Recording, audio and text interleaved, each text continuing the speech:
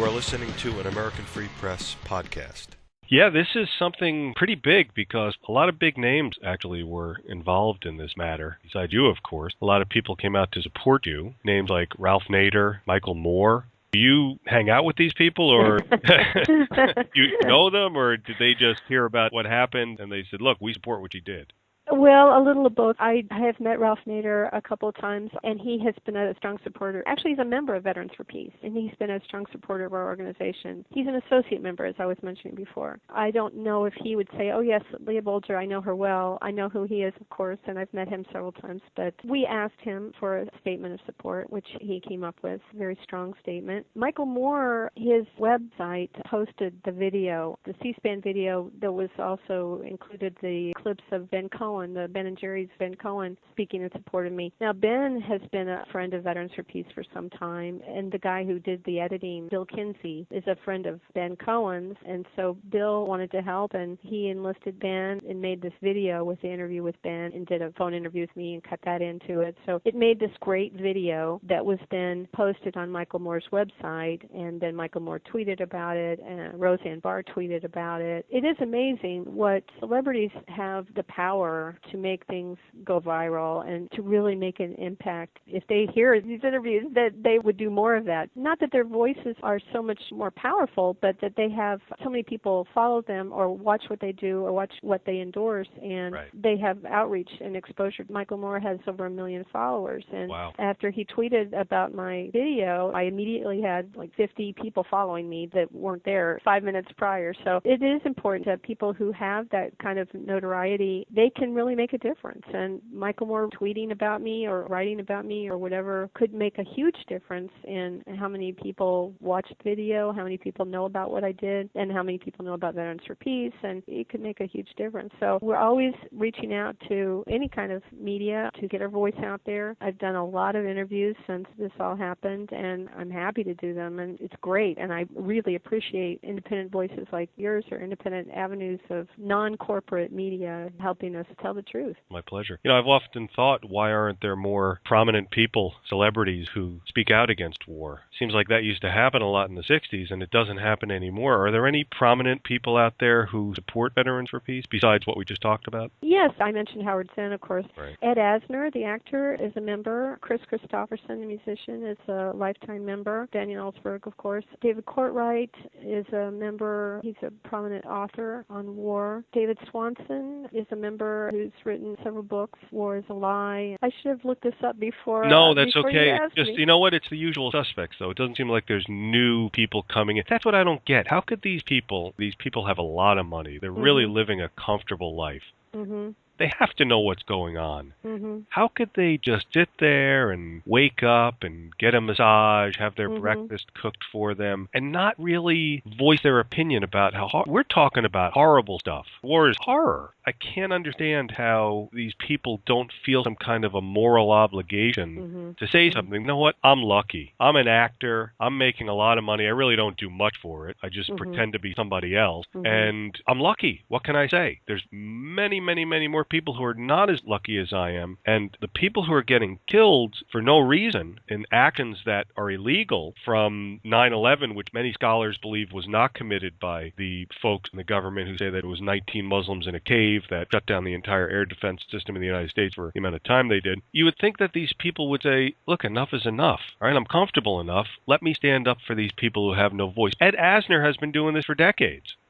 Ralph Nader's been doing this for decades. But it just seems like there's nobody out there. Why do you think that is? Do you think they realize that if they talk out against war, because Hollywood is so inextricably linked to the military-industrial complex, that they might lose their jobs? Do you think that has to do with it, that they just don't want to give up all their comforts? Well, it could be. I don't know. It could be that they would be blackballed like McCarthy era. I don't know. So, yes, it does seem to me like, man, if they just took advantage of the power that they have, they could be so effective. Like I said, Michael Moore tweeted one time to refer people to my video on the website, and that was helpful, but if he had retweeted it a few more times, I think it could have made so much more different. I think right now we have like 13,000 views of that video, that's good, but it should be 130,000. It should be 300,000. It should be a whole lot more than that. I could have my cat jump over the table and knock over my... Yeah. Right. So I don't know what the trick is for something to go viral. It has been very, very gratifying. The people who have seen it and who have called me and sent me money to pay for my travel expenses and legal expenses, and people just sending me emails and calling me and saying, thank you for what you did. I support you. You're not alone. I wish I could have done that. So it makes me feel quite gratified that I did speak on behalf of the majority of people, and we are growing in the courage of our convictions, and it's not enough just to be mad as hell. We're starting to rise up and find our voice, our collective voice. Right.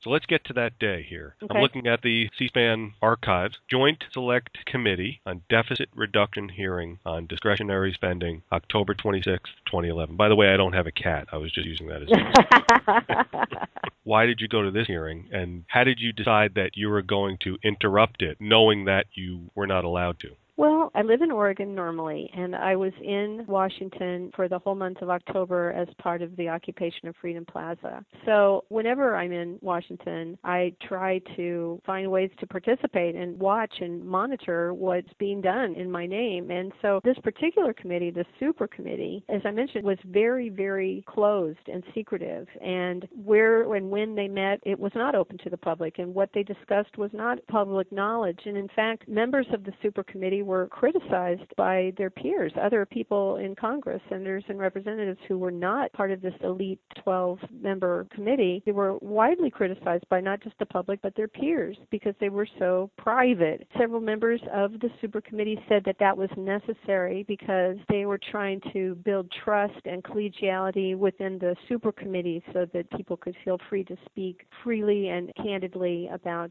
their positions. And that was the excuse they used. They were given unprecedented authority and extraordinary powers. So it was really very counter to what our democracy is supposed to be about, this committee in the first place. Then when you find out that this committee was not granting access to anybody else in Congress, but they were granting access to these 250 lobbyists, and I read about that in several different articles. I didn't just make that up. And the lobbyists were gloating about it, that they had access and no one else did.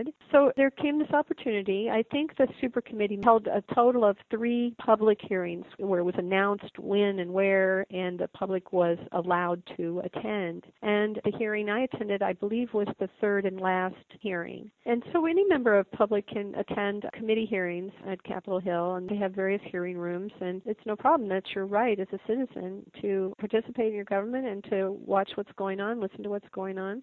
So I attended this particular hearing, and I got there early, and I was on the front row of the gallery section. The gallery is cordoned off in the back of the room by velvet rope like you might see in a theater. And then in front of the gallery was rows, many, many rows of media tables, press tables. And then in front of the press table were witnesses' chairs and small witness table. And then in front of that, the witness table is where the committee sits. And this was in the Hart Senate hearing room, which is quite a large hearing room, and it's very ornate with lots of marble, and it's a big hearing room. It holds a lot of people.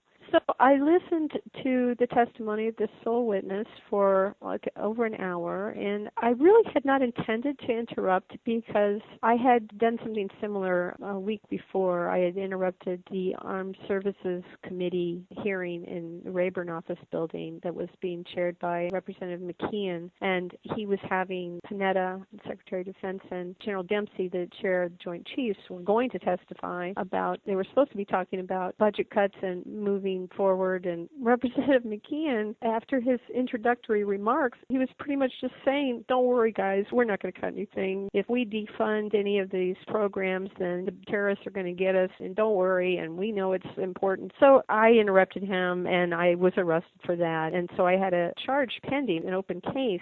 So the way it works in D.C. is if you have an open case and you're arrested a second time, you most likely will be held overnight in central lockup, and it's not pleasant. I've done it a couple times. I really was not planning on interrupting because I knew I had this other case open. But the longer I sat there and listened and realized that the voice of the people was not being heard, nobody was speaking on behalf of the American people and what we want. And then I thought, I'll never get an opportunity like this again. This is a chance to be heard, and I'm going to take it. I was very calm. I stepped over this theater rope, and I walked to the front of the hearing room, and I stood next to Dr. Elmensdorf, and I accused him of obfuscating the truth. He was talking about percentage of GDP and that our military spending really isn't that bad and when you look at it that way. And it had nothing to do with the facts of the matter, which are we spend more on the military machine than the rest of the world combined. And our priorities are not on military. Our priorities are different.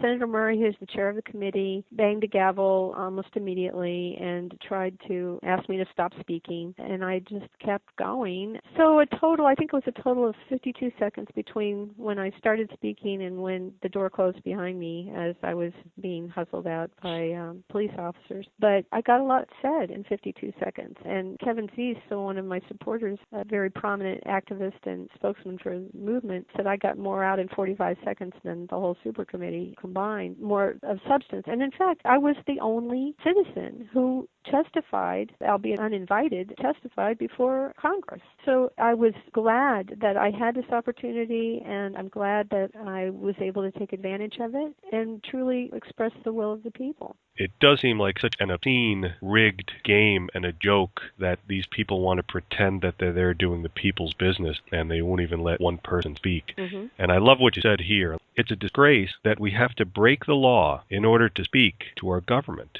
Right, it is. This is also the reason why I told the judge at the sentencing I knew that he had the prerogative of giving me a fine, but that it was my intention not to pay a fine because I did not think that a citizen should have to pay money to have the ear of his government or her government. So that was another reason why I was so gratified that the judge agreed with that and didn't give me a monetary fine, and he easily could have. So, yes, it is disgraceful. And if our government, our Congress, were doing their job and truly representing the will of the people, then we wouldn't have to interrupt to be heard. But, yes, I think it's quite disgraceful that I had to commit a crime in order to get the words out. Do you think that these public servants, which is a complete joke, do you think any of them, at least the ones that you have seen, feel that ordinary citizens such as yourself should be able to speak? I haven't heard directly from any congressmen, particularly those on that panel. I know that there are some congressmen and senators who do try to represent the people. Bernie Sanders, Barbara Lee, Dennis Kucinich, Jim Governor. He's gone, right? Kucinich is gone. They got rid of him. Well, he's still fulfilling the rest of his term, right. But you're right. He will not be reelected to his seat. But there are a handful who I think truly do try to represent the people. I haven't received any bravos from any elected official. Mainly, it's just been the people. I can't imagine that a lot of Congress people did not see that interruption. It was a pretty big deal at the time. C-SPAN had, I think, about 150,000 views of that videotape. Even though it didn't get major media, I would think that Congress would have seen that. This was a very high-profile situation at the time because if they didn't come up with these cuts, then the sequestration was going to be put into effect. And in fact, they didn't come up with anything. They failed. So it would have been very gratifying to have somebody contact me and say, you're right, Congress has failed the American people, but I haven't heard that from anybody. Yeah. Except the people. You would think that at least one of these people would say to themselves, look, I've already got enough. I served 2 years in the House of Representatives. I could leave right now. I've got a pension for life. I've got health care for life. I've taken enough. Leah is right. We're not giving the people the chance to voice their opinions. Isn't it obvious enough? We're here in front of a bunch of rich lobbyists where there's the Iron Triangle. We're forming public policy outside of the attention of the U.S. public. If you wanted to speak in front of the super committee in a way other than the way you did, could you have? Absolutely not. No. Can you be invited to speak? Well, I think the super committee invited the guy that had the answers that they wanted to hear. No member of the public was invited. The thing is, the Congress doesn't even have to invite testimony to know what the people think. There are all kinds of opinion polls that are done, and constituents write to their congressman, and I could have stood outside the Hart office building with a sign saying, tax the rich and end the wars, and in fact, we march in the streets and we say that very thing, but it's not heard. So it took some kind of extraordinary measures letters. It took an act of breaking the law to get any attention. Right. And if I thought that letters would do it, and if I thought that protests would do it, but they don't. And we've seen that over and over and over again. No, there's no other vehicle outside of civil disobedience in order to get your voice heard. Right. And it's not just a matter of, okay, well, let's say they had invited me to speak. It still doesn't buy me the access that these lobbyists have that talk to them all the time. It's one little voice compared to the big machine. And why lobbyists have access at all is beyond me. I mean, that should be prohibited. I don't understand that.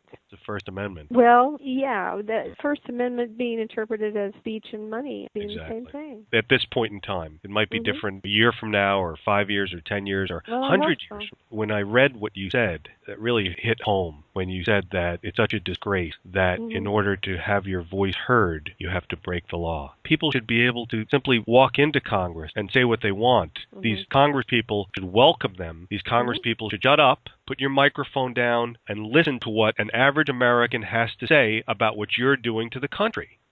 They really should be completely ashamed of themselves. And I've said this so many times, I'm sick of saying, I don't know how these people can sleep at night, knowing what they know, that they're not listening to your average American. And like you said, I did want to bring this up, the polls, over and over again, no matter how you slice it. The vast majority of Americans are disgusted with war. They want to get out, but these elites in Congress will not listen to what the people want. And so that's why you're saying, really, we have no other choice but civil disobedience. And you didn't come to this opinion overnight, obviously. No. Yeah. No. Were you nervous? Yes, a little. I was. On the video, it looks like I'm quite calm and composed, and you can understand what I'm saying. And I think that's why this action was much more successful than the one I did the previous week in front of the Armed Services Committee, where I was yelling and almost immediately had police there pulling me out of the room. And several people have commented, even Dana Milbank, a relatively conservative writer for the Washington Post, said that my protest was thoughtful or something that should be considered, and I wasn't like some raving crazy woman. Right. But it is hard not to rave when you know you're right. In retrospect, I wasn't sure immediately afterwards exactly what I'd even said because it was kind of a blur. Right. Like I said, I didn't really plan on it.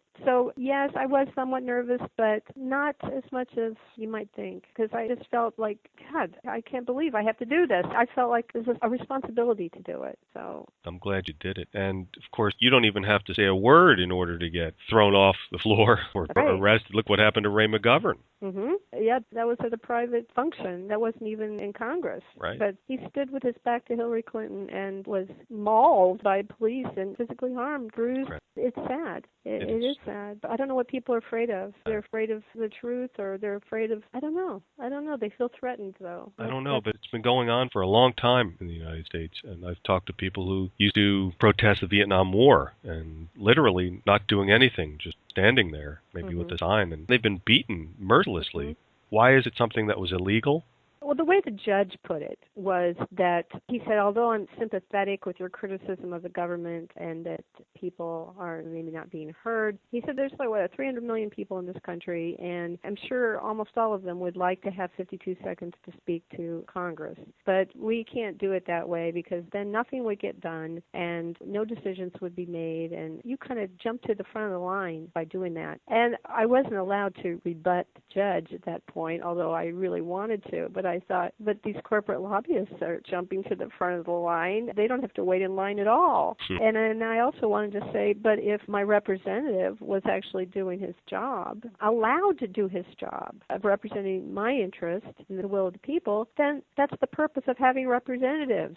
So I wouldn't have to have my 52 seconds because I would be represented by someone else. Anyway, I think the judge had to impose some kind of justification for the sentence, and so he felt like obliged to say something. Technically, that is the law. You can't disrupt, and before the hearings start, the chair of the hearing will usually warn people that they can't disrupt, they can't make noise or hold up signs or different things. It's up to the chair of the committee whether or not you're arrested, though. It has to do with how many times they bang the gavel and what exactly they say. If they ask the police to restore order and they bang it twice, I think, and that's the signal to, yes, arrest arrest this person. But they can also just ask that the police remove you from the room, or in some cases, if they just ask you to sit down and be quiet and you do that, then nothing will happen if you do that immediately. But I certainly was to do that. You kept going, which was great. The Capitol Police came in and took you out. What did they do then after they brought you in? This is the interesting thing to me, because the police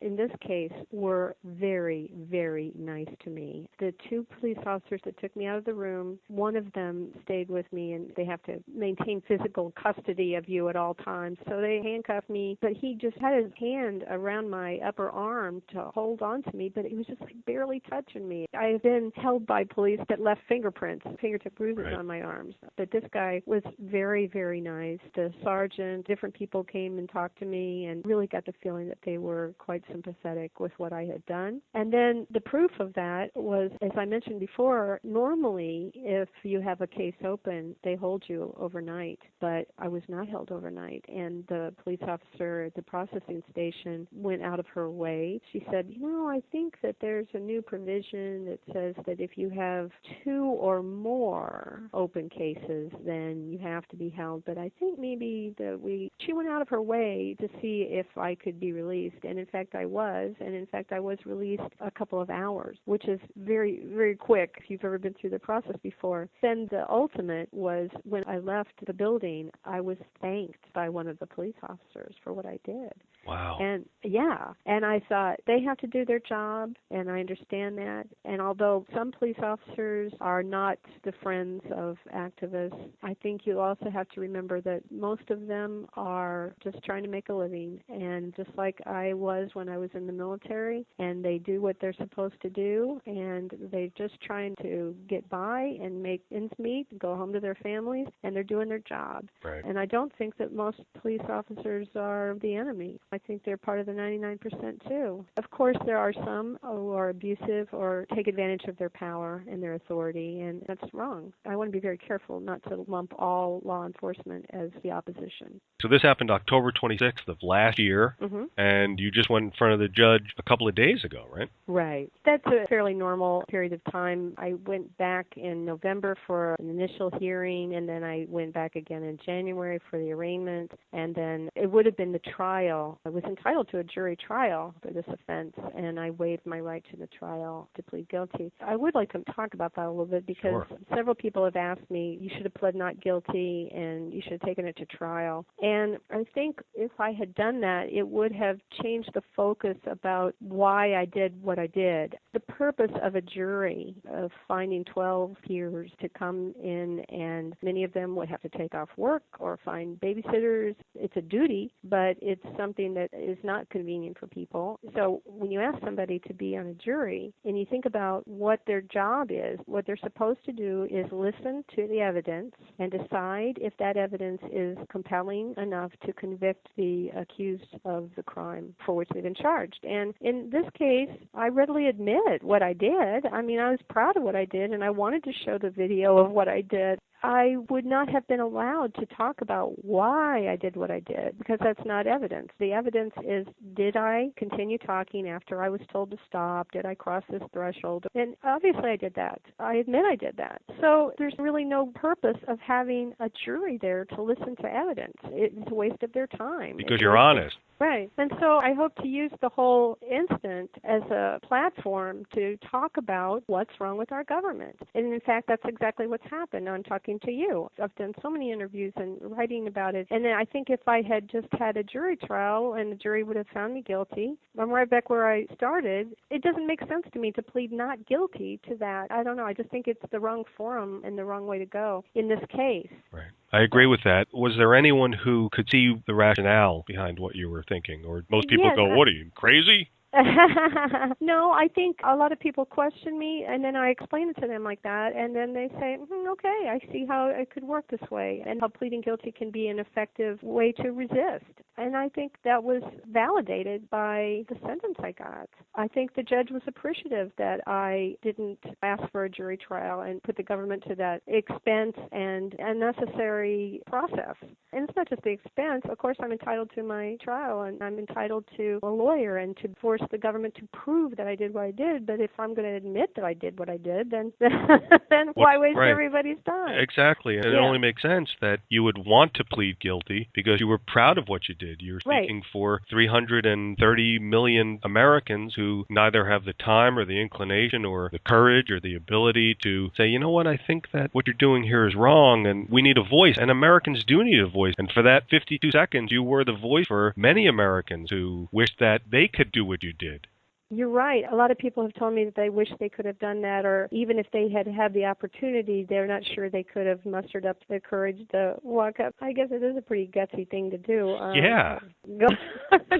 Take some gall. I'm happy that I can do that. I told Tom Hartman this is what I can do, and not everybody can do that. Other people, they can write letters, and some people can make financial contributions to the movement or support people who do these kinds of things. So we all do what we can, but we need to push ourselves maybe to branch out and push our own personal comfort zones and go beyond what's comfortable for us as far as speaking out. And so I hope that maybe people who see this will say, man, I couldn't do that, but I can make a trip down to my congressman's office and demand that he listen to me and that I'm tired of being ignored and I am going to speak up when I have a chance. I'm going to seek out opportunities to speak up. So I'm hopeful that not only did I get a chance to represent people, but that my actions will encourage and empower them to add their voices and become a more active part of resistance to our government. That's great. And you were facing jail time, weren't you? Yeah, the maximum sentence is 6 months. That's why I qualified for a jury trial, because that's pretty serious. And in fact, he did give me 60 days and then suspended that, but I have 9 months of probation. And I'm not sure exactly what would happen if I am arrested again within that 9 months. I'm told that if I am arrested again and the judge here in D.C. finds out about it, then I could be summoned to reappear in court, and then the judge would hear evidence about why he should or should not revoke the suspension and impose the 60 days. I was assessed $50 to be paid to the Victims of Violent Crime Fund, and this is a requirement by law that anyone who is found guilty has to be assessed a minimum of $50, so I was given the minimum. But that's not considered a fine. The judge could have given me a much more significant fine, and he did not. So I do not consider that to be a penalty, really. It goes to help people who are victims. There is debate about whether, because I did not commit a violent crime, should I be forced to pay into this fund, but I will just consider that as a donation to a worthy cause, and it's not punitive. Right, and then 20 days community service? Right, and Veterans for Peace is a bona fide 501c3 nonprofit organization, and we had our board meeting this weekend, and I spent many more hours than 20 this weekend working on Veterans for Peace issues. I will be visiting the probation officer on Wednesday and handing him a letter of verification that I completed my community service. So I should be able to be on unsupervised probation for the remainder of my 9-month sentence. Your probation officer is in Washington, D.C.? Yes. So the judge gave me supervised probation until I paid the $50 to the Victims of Violent Crime Fund and I completed my 20 hours of community service. So I paid the $50 immediately after the hearing, and then I went to see the probation officer, and he will be satisfied when I see him on Wednesday and give him the documentation. So we should be very quickly able to move to unsupervised status. That's good, because I never met you, but you sound like a pretty dangerous person. But you live in Oregon, right? I do. So you're out here in D.C. just to take care of this matter? Right. Just for speaking your mind in the people's house. Like I said, it's obscene. It's all twisted, that the high-powered lobbyists can, pretty much they own the place and they could do what they want, but your average American gets arrested and fined and put on probation for speaking for not even 60 seconds. Incredible. And how does Veterans for Peace survive financially? Well, thank you for asking that. We are supported in very large part by our members, the dues that they pay and the donations that they make. And we have recently been able to hire a part-time development director who does grant writing and that kind of thing. But these days it is very difficult to get funding. It's just sort of dried up. So we rely heavily on our membership for donations. But what's more important to us than financial support is the engagement and involvement of people in the organization. I certainly will won't turn down a donation, but what we really want is people to join our organization. So if they will go to veteransforpeace.org and then follow the links, what we require for a veteran needs to provide us proof of service with their discharge paper or some other document that shows that they were indeed in the military. It makes no difference to us what kind of discharge the person received. And we require all our members, whether they are veteran or non-veteran, to sign an affirmation to our statement of purpose so they support our goals. And then the dues. And we will either assign you to the chapter closest to you, or we will find a place for you to fit in, find out what issues you're interested in, and if we have a working group on that particular issue, get you hooked up with a working group. We'll send you a T-shirt, just like the one that Scott Olson wore when he was hit in the head with a tear gas canister, or the same that Ray McGovern was wearing when he was taken out after turning his back on Hillary Clinton. And we'll get you hooked up and involved in all the work that we do. So people can be as active or as inactive as they like. You certainly don't have to be arrested. You don't have to risk arrest, and you don't have to be out on the streets. There's all kinds of things that our members do that are helpful to our mission. So you can really participate to whatever level that you're comfortable with. Right. Chicago NATO protests are coming up. I already have a plane ticket to go to Chicago from my home in Oregon, and people have said, be careful you're not arrested again. And what I tell them is that I'm certainly not going to seek arrest, and I don't think no activist wants to be arrested. They want to express their views, and they want to exercise their First Amendment rights, and they're willing to risk their liberty in order to stand up for themselves and to express those rights. But it's not the goal to be arrested. The goal is to exercise their First Amendment rights, and then the police decide what they have to do or what they feel like they have to do, and you decide whether or not you want to risk that. So what I've decided is that I am going to Chicago. I am not going to be intimidated or afraid to speak up and be a part of the resistance to NATO and be a part of those protests. And as the president of Veterans for Peace, I think it's very important that I be there to help represent my organization. So I will be there. I will not sit at home and be intimidated or afraid of arrest, but I will not seek it out either, of course. So we'll see what happens. I'm hoping for an effective show of opposition to NATO. I'm hoping for nonviolence. I'm hoping that the police will not overreact to our presence. I'm hoping that we will be allowed our First Amendment rights to petition our government and to speak. So we'll see what happens, but I will be there.